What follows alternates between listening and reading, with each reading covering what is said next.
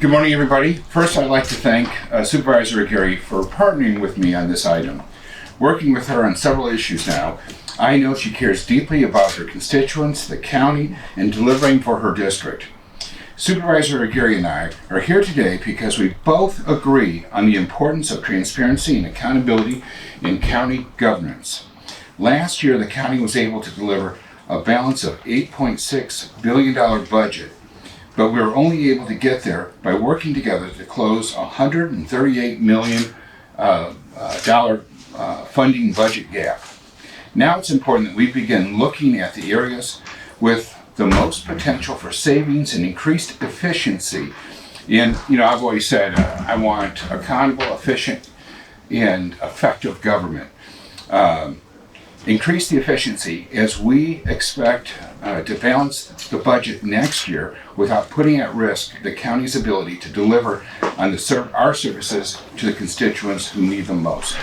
Currently, the county spends about $2.2 billion annually. Approximately 25% of the entire budget is on contracts.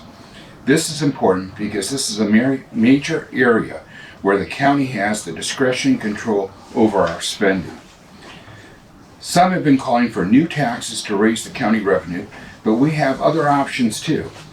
As supervisors representing the 2nd district, that's the second poorest district behind District 1.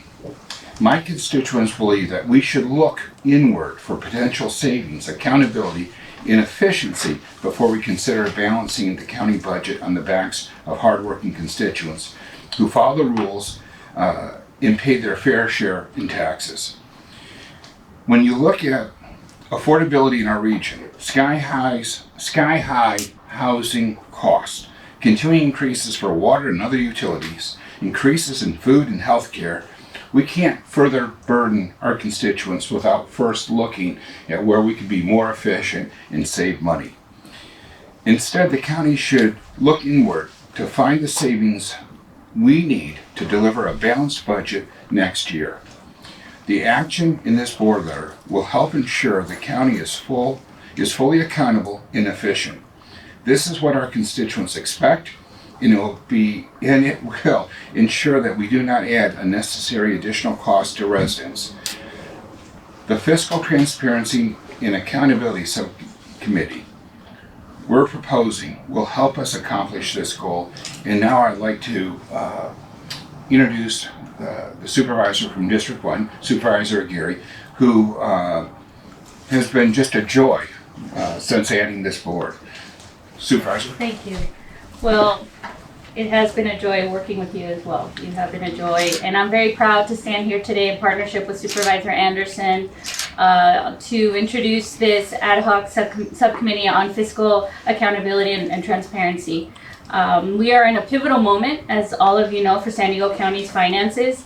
Consequently, federal budget actions could saddle the county with tens to hundreds of millions of dollars in increased costs for essential services like healthcare, food, and housing for our most vulnerable San Diegans.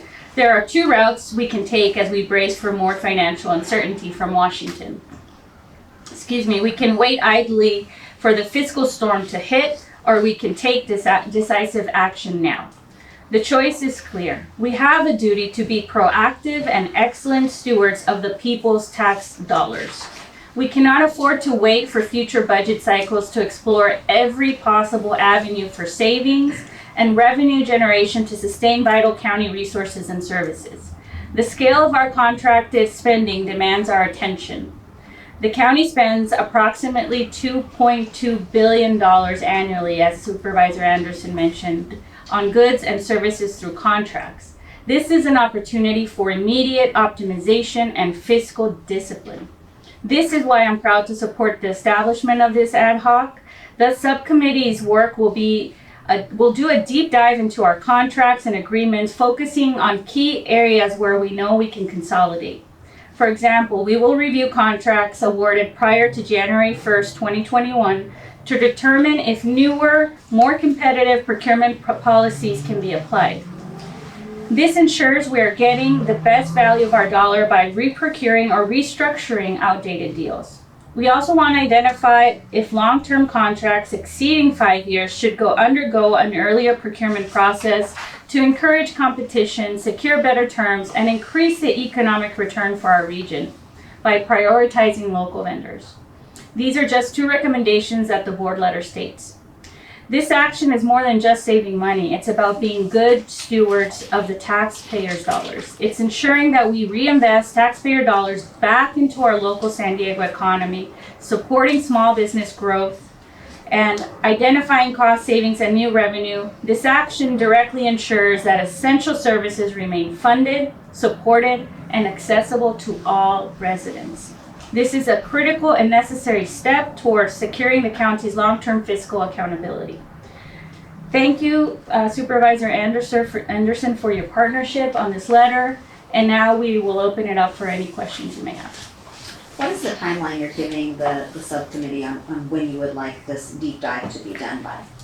We're going to, if approved, of course, we're asking for our colleagues' support. If approved, we're going to take a deep dive probably for a year. We have yet to determine the specifics of exactly what contracts we're going to be looking at, but that's precisely the work of the ad hoc that we will be doing. Oftentimes we don't see, and especially in this climate, politicians on both sides of the aisle working towards a similar goal. Can you talk a little bit about the collaboration here and the shared interests of both of your constituents, even though you're not in the same geographic area? Well, this is an easy one. I have the second poorest district. I have households where the household income is $58,000. That's their household income. And when you're thinking about how you're surviving when, rent can be as high as $3 or $4 grand. Supervisor Aguirre has the poorest district. So we are aligned because our constituents share that burden. So it's one thing for the northern coastal communities. They're more affluent. They're not facing the same challenges. So perhaps a tax increase wouldn't impact them changing their lifestyle. In our districts, that's a brutal change because, in fact, over the weekend, I joined Supervisor Aguirre passing out food in her district. So, we have a lot of people that rely on Feed San Diego and the San Diego Foundation and all these other groups. It's really important that we're looking at both sides of the ledger. And, on both parties, not everybody's crazy. There are some common sense Democrats and Republicans, and we're showing that we can work together. Absolutely. Hit the nail on the head. We have more in common than we don't. And I think that Supervisor Anderson has shown himself to be someone who always puts his constituents first. That is literally the ethos of my office. We have always put community first, and we share the financial challenges that our working families in our district have. And when cost of living is at an all-time high, when people are struggling to pay their rent, put food on the table, put their kids through school, I think it's our responsibility and mainly our mandate as elected officials to work together where in the areas where we have common ground, putting the community first, putting our constituents first, and making sure that we maximize the resources that they've entitled us to be responsible for in the most effective and efficient way. So it is truly a pleasure to be partnering with Supervisor Anderson. With all due respect, on behalf of the taxpayer, shouldn't our audit system already be doing this kind of thing? Have we been missing the boat over the last couple of years and not fully funding however the audits work? Why do we have to have an ad hoc committee? No, audits are focused on making sure that there are no financial findings, right? That there's no misspending or, that we are spending what we say we're spending in the way that we are. This is about making what we are spending more effective and efficient. Does that mean that, hypothetically, if we have a contract for X and there's only one contractor that we've been been contracting with that for 10 years, are we missing out on potentially a contractor that could provide the same services for less money and in more effective and efficient way. So that has nothing to do with fiscal auditing. That has more to do with us being good stewards of the people's money. I don't know if you want to. Yeah, and if I may add, government's always looking to improve. We have this board over the last 5 years has changed the direction of the county, and it's for the better. But the county moves like the Disney ship out there, very slow to turn. And I'll give you a good example. In my district, we wanted to rent some land to a local church for a parking lot. It took me 5 years to get it through the process. And some of that is because board policies have become super antiquated and they need to be reviewed so that we're moving with the times, allowing more people. We've had, since I've been here, several contracts that have taken years to pass after everything's been agreed on. And those are the areas that we're losing money and leaving money. And when I looked at the parking lot, they said that they did an audit, and we have fiduciary duty, and we never want to give the public good away for free. And they said, well, that parking lot should be $9,000 a month. Well, first of all, it hasn't been used in 30 years. It's just vacant land.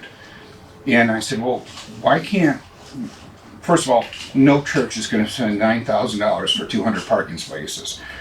But some money is better than no money. And when you're in a fiscal crisis, why can't we write into the contract that if somebody offers us more money, that they have 90 days to match the offer or vacate? I mean, I'm not an attorney, and I'm not trying to sound like one, but we sent a man to the moon 60 years ago with a slide ruler. We have high-speed computers, but we can't seem to find our way to get anything done. This is the team can do, and we want to do because our constituents are counting on us. For far too long, the bureaucracy it's easier to say no than actually do the heavy lifting. And in their defense, if we have a board policy that's inhibiting their ability to do something better, we're going to review that board policy and change it to make sure they have the flexibility to do the best that they can. We have incredible employees here at the county. They just have to be allowed to be as good as they can be. Any other questions? All right, thank you so much for being here.